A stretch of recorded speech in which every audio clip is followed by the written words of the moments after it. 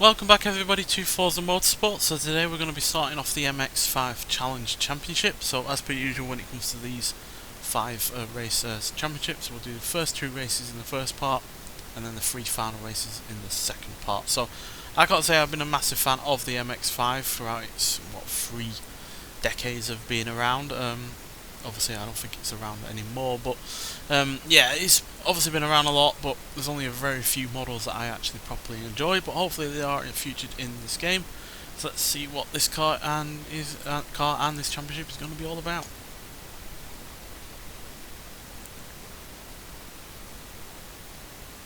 Few convertible sports cars have ever delivered as perfect a combination of fun, reliability and value as Mazda's modern classic, the MX-5 Miata. Its fan base has steadily grown around the world, making it the best-selling, most raced two-seat convertible of all time. A near perfect balance of handling, braking and power makes it the ideal platform for drivers to build and modify to take on the tight competition they'll face on the starting line. So yeah, there is plenty to like about the car, there's no doubt about that. But yeah, like I said, very few generations or models in those generations have properly overwhelmed me, and unfortunately we've only got 2 versions to choose from. So yeah, we've got the 1990 Mazda MX-5 Miata, which has 116 horsepower, 100 pounds-feet of torque from its 1.6 litre inline-4 engine, weighs 2,210 pounds, and those are the stats.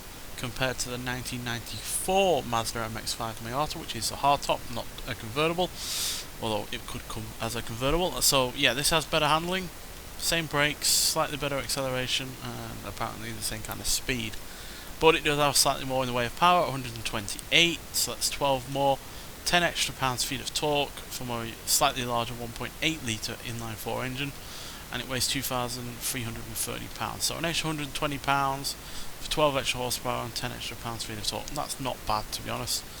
So yeah, we're going to go for the 1994 version just because it does have that little bit of extra power, and the slightly larger engine is obviously going to be a little bit more versatile, a little bit easier to upgrade.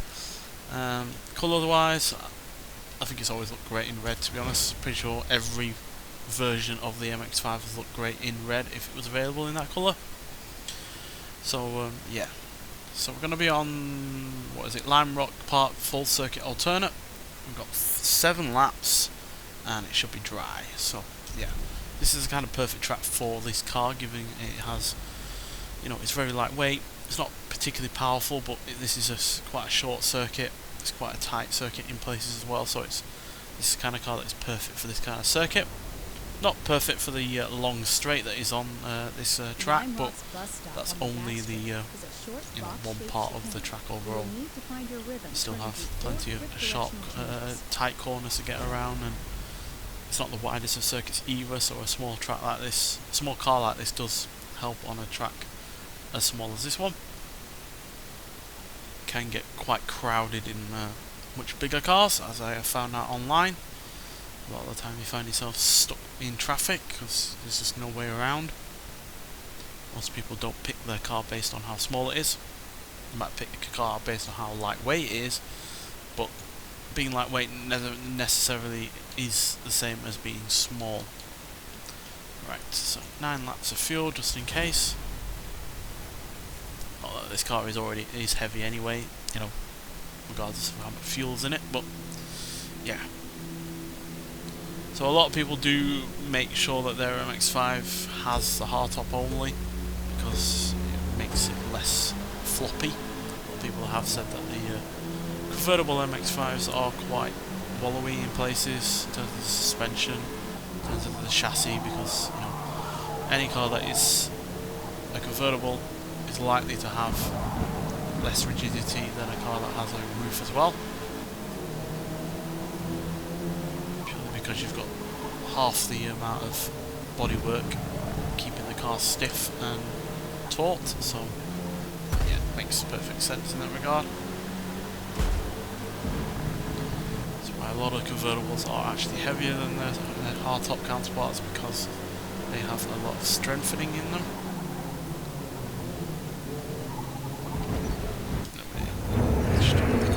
yeah.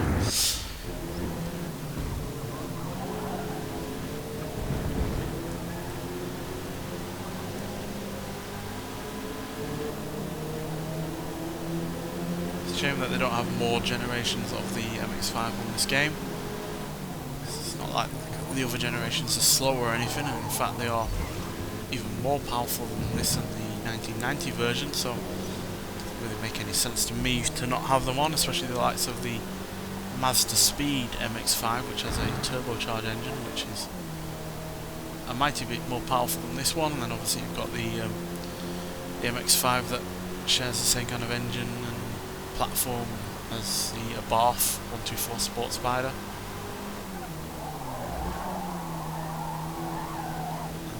Before that, which had a really cool one-off concept racing car. I think it was called the Super 20, which was incredibly lightweight but also really, really powerful. And that is one of the versions of the MX-5 that I like the most, even though obviously it's not one you could realistically go out and buy.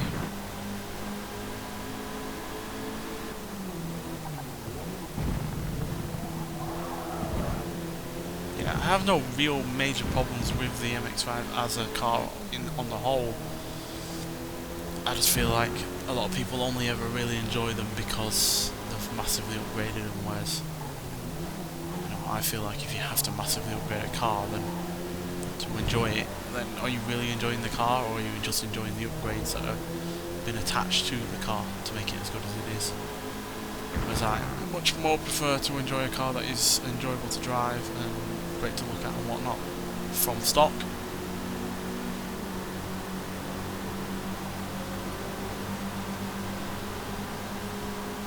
Right, into second place.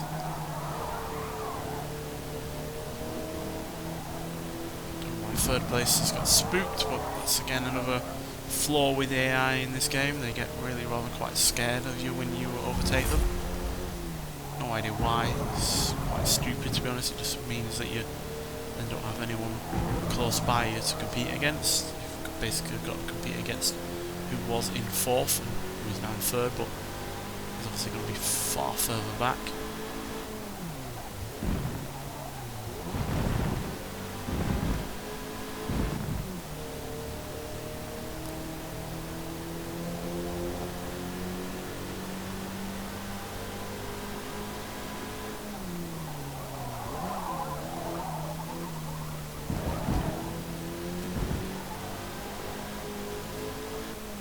You can see this car is quite soft in its suspension as well. It does lean at times. But despite not even having 130 horsepower, it's still reasonably quick in a straight line.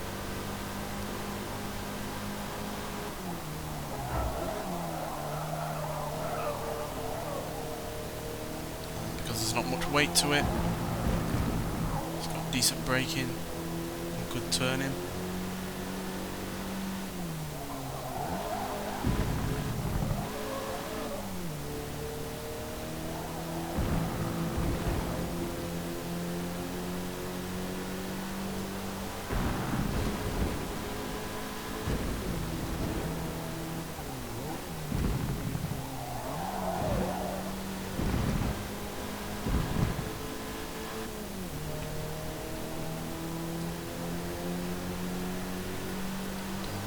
Once. I don't know if you can hear them or not, but they are asking for some attention.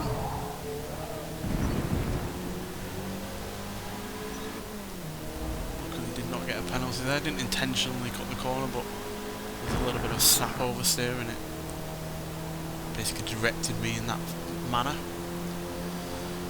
Do seem to be slowly catching up to first. Whether or not we're going to have enough time before we finish, we'll have to see. That's obviously not particularly long, and there's not a ton of overtaking spots either.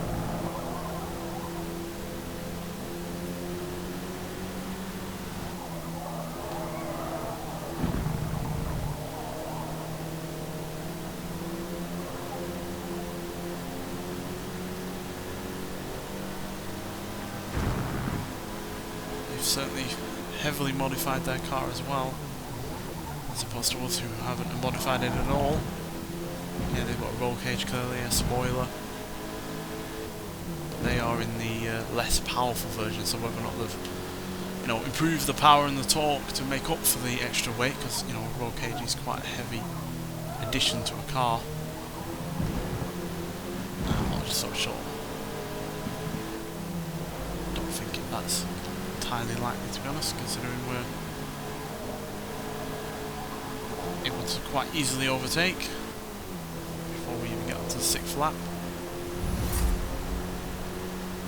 Yeah, we are pulling out a lead in the straights as well, despite us being far from the most powerful of cars. I suspect that car hasn't had any additional extra power, but he's also dealing with extra weight now as well.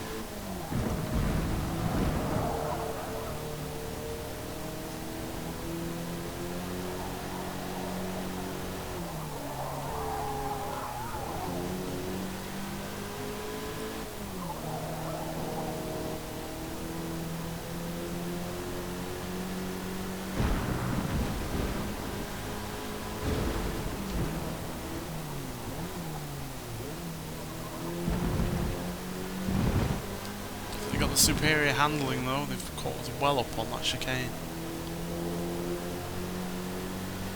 We definitely have that better acceleration and speed on the go.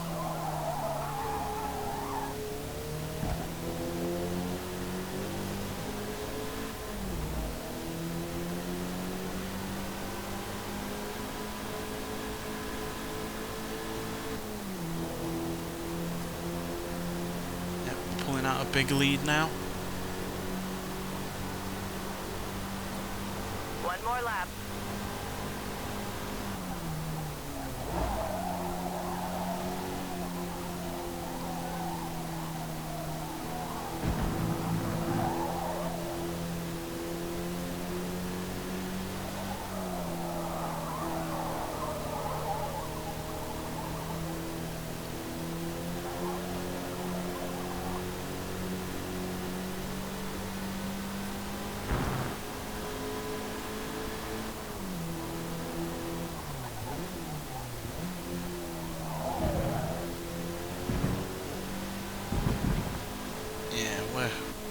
Comfortably going to win this one.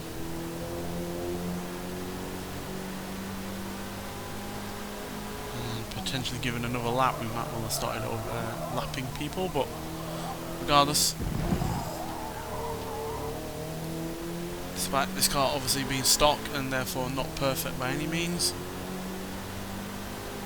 we have managed to start this championship off with a win, which is going to give us those crucial 28 points, and yeah, give us a solid start. So yeah, there we go. Nice, solid first race.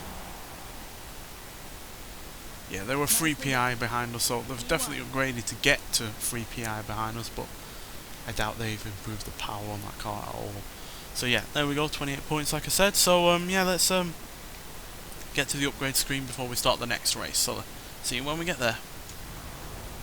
Right, so here we are at the upgrade screen. So we've got 500 CP to play with, which isn't particularly all that much, to be honest. So as per usual, we'll go with the typical, improve the handling a little bit with some better tyres,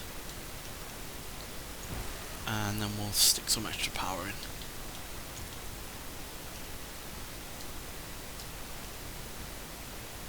Making 42, 40. 142, but that does drastically drop our weight, especially given we've added weight with wider tyres. So yeah, the exhaust is the one to go for. Right, so that should help us. We now have extra power and extra grip, so that should prove worthwhile on this Laguna Seca, which yeah, used to be Mazda's home ground in terms of, you know, advertising and whatnot, but now it's changed hands to WeatherTech. Can't say I know of them, but they measure your exhaust volume and want should it below 92 decibels. But today, you can it's not like it crank it up changes the as loud as circuit you or want. anything like that. So we're staying 12th as per usual.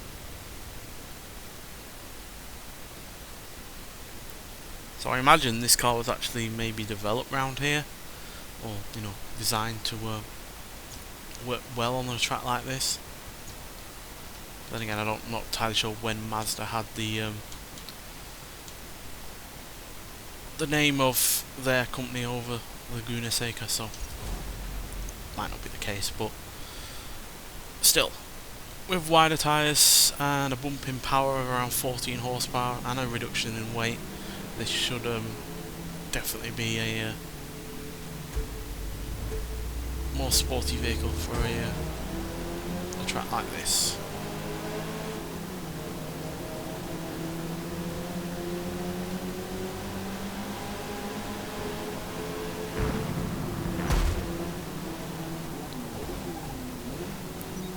It's the full one, the short circuit.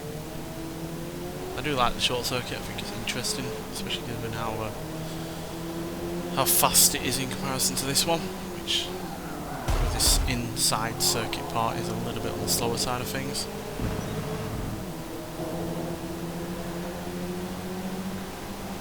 This is obviously the more iconic version of what this Mazda has against us, to be honest. They seem to want to continually try and kill us. Maybe it's because we beat them in the last race.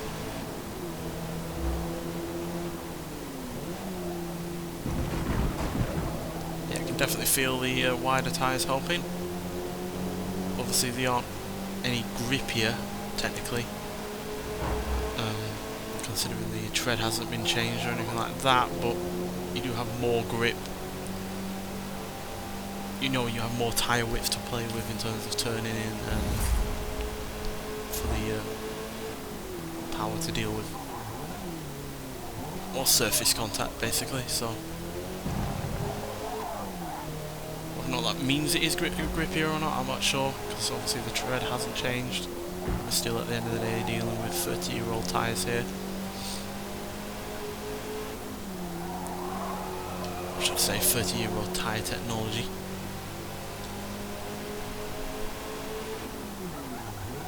But you could definitely deal with worse tyres from this period than these ones. I mean, that exhaust, sport exhaust, now helping power us along. We're doing pretty well. Second place already before we even hit the second lap. Got 6 of them, by the way. So yeah, this is a longer circuit, so this will be a longer race.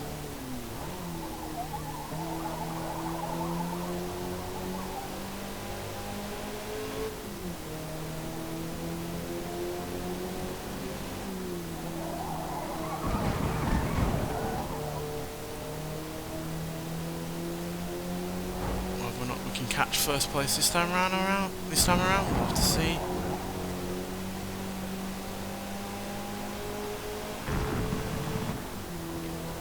Theoretically, it should be possible, given we've improved the car somewhat. But we are obviously in a different class now. We were in E-class to start with, so now we're in D-class. So who knows what kind of upgrades they might well have given their car.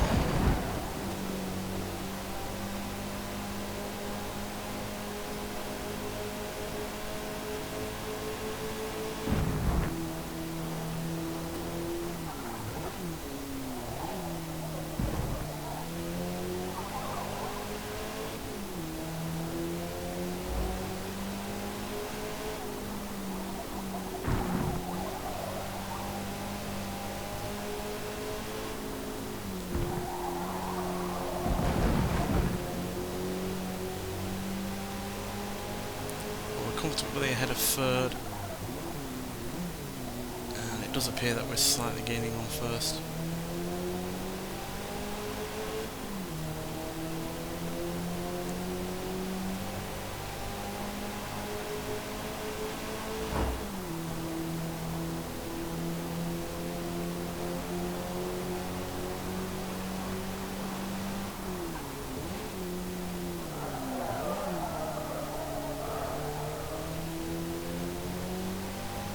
This would probably do better on the short circuit, given that's a more speed orientated one.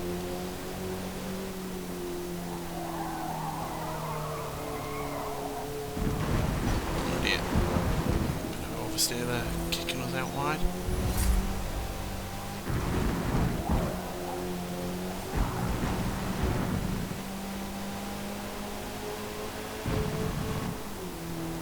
I think we've lost a little bit of ground due to that.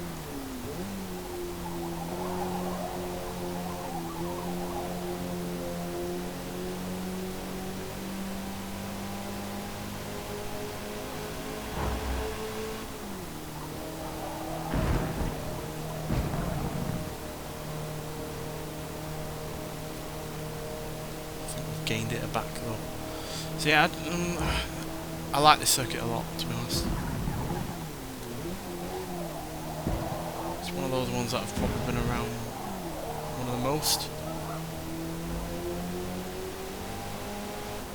The full Nürburgring being, or Nordschleife being the one I've been around probably the most overall, despite its immense length. Then it might well be the likes of Le Mans and Suzuka and Silverstone, but then this would probably be right behind those.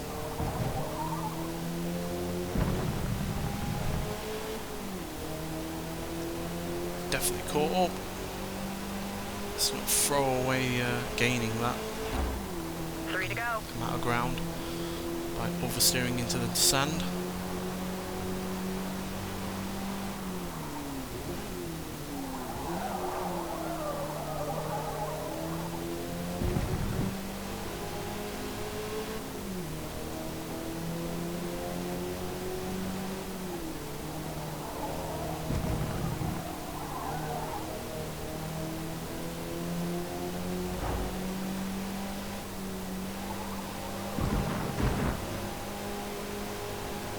Much cleaner for that corner.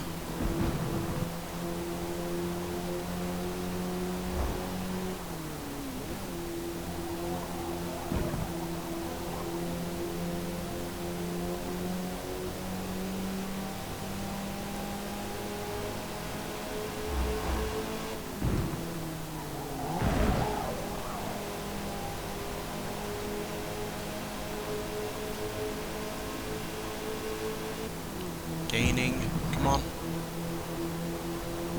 Reel them in.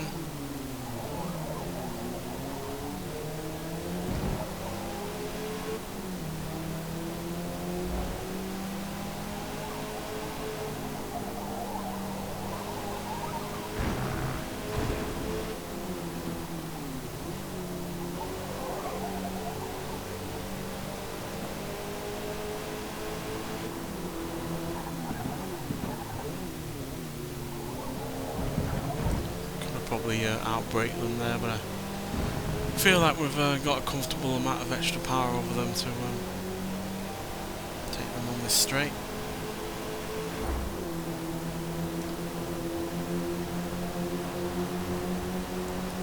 Indeed we do.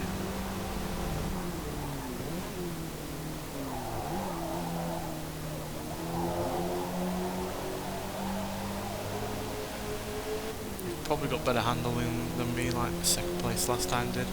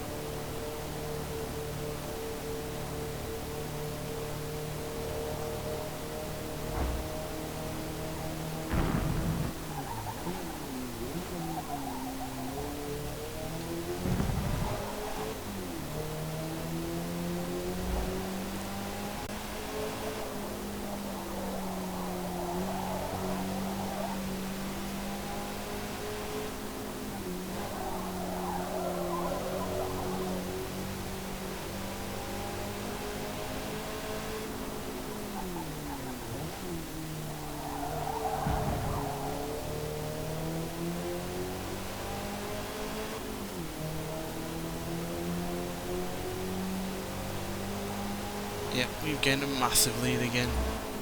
Final lap. You got this. It's really not the best of AI when, you know, you're quite competitive when they're ahead of you, and then when you do eventually get ahead of them, they seem to lose all of their competitiveness.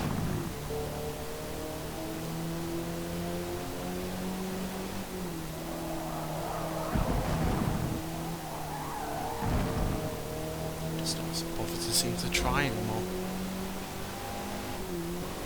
I'm sure they would if you suddenly made a mistake and they were right close by you, but when you start to gain any kind of lead, you'd expect them to take more risks, try and outbrake you. That just does not seem to happen.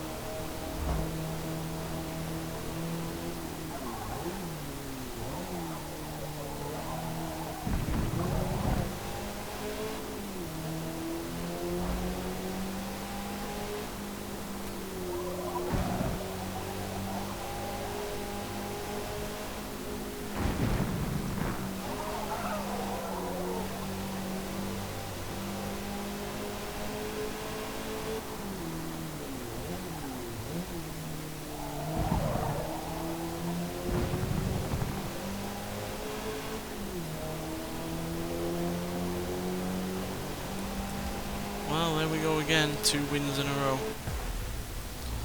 think it's more down to the AI though than anything, because I didn't massively do a lot extra over what it was originally, but clearly I've got a little bit of a PI advantage there over second place, and especially third, fourth and fifth, but I'm still kind of baffled why there's anyone in E-class still. You would have thought as soon as I changed into D-class they would as well.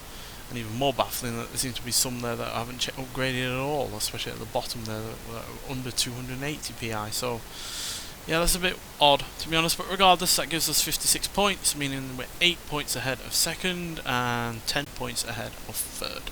So not technically everything to play for the next episode where we'll finish the last 3 races, but it still could change, especially given if we start not to win. So yeah, but nonetheless, thank you for watching, and I'll see you in the next one. Bye.